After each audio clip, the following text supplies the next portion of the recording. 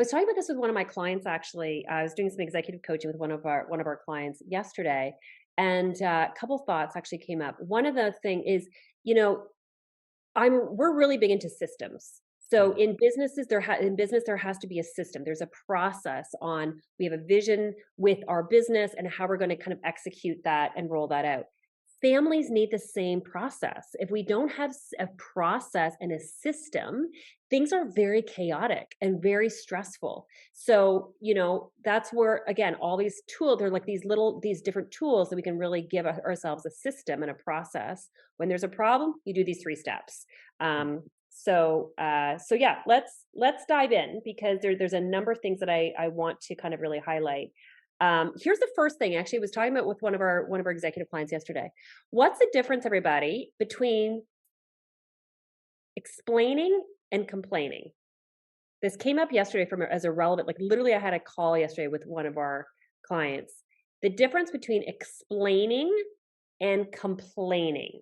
In the chat function, how would you kind of differentiate that? Because this is so important and relevant when we're talking about this topic. The difference between explaining and complaining. Everyone's like, we're not sure, Karen. That's why we're here. Just tell us. Solution? Yes. Okay. So, Brent, your thought? yeah, I'm wondering if what you're getting at is complaining tends to be kind of what this module is targeting, which is people who are just obsessed about the problem and complaining about it, and there's negativity associated with that versus saying, okay, what can we do about it? Yes. And I agree with that. And the way that I describe it, and I'm seeing complaining is dead end road, explaining more open opportunities for resolution. Good. Explaining takes ownership versus one's actions. Great. Facts versus emotions. Thank you. Good. The way I kind of describe it is explaining is almost facts and providing context. Hmm.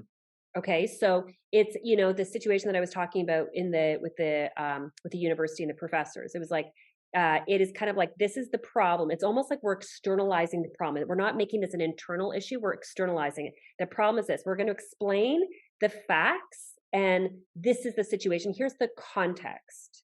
Hmm. And so it tends to kind of almost externalize and gives, I find, a bit more of a better mindset, I think, for people to kind of really, it's like we're going to attack it as a team.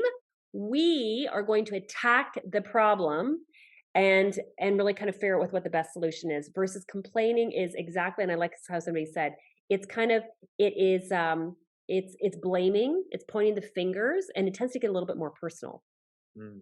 and it's draining. So yeah, so it kind of like goes into that first question. 91% of executives get dragged down by complaining employees. Brent, your thoughts?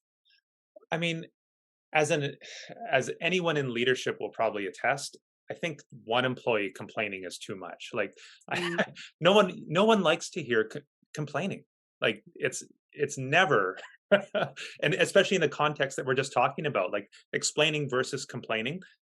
Complaining is never an acceptable behavior. right. That's my standpoint, anyways. And I mean, as we talked about in the video too, I think there's two major problems with complaining. Complaining doesn't do anything.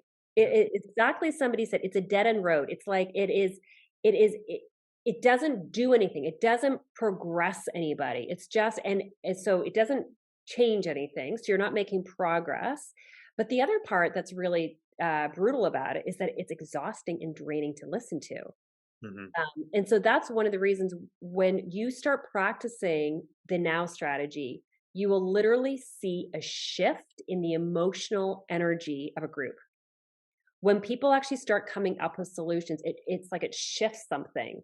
So I feel like that's a really, really important benefit to kind of highlight and just to encourage all of us to use it. Hmm. 25 to 40% of managers typically deal with workplace conflicts. Your thoughts, Brent? I mean, I know this was there was actually an option on our little quiz that was higher than this, and I would have guessed higher. Mm. I would have actually guessed higher. Like the time that's spent, like people problems, workplace conflict. To me, that's one of the biggest parts of a HR manager's job, unfortunately. So that number doesn't surprise me at all.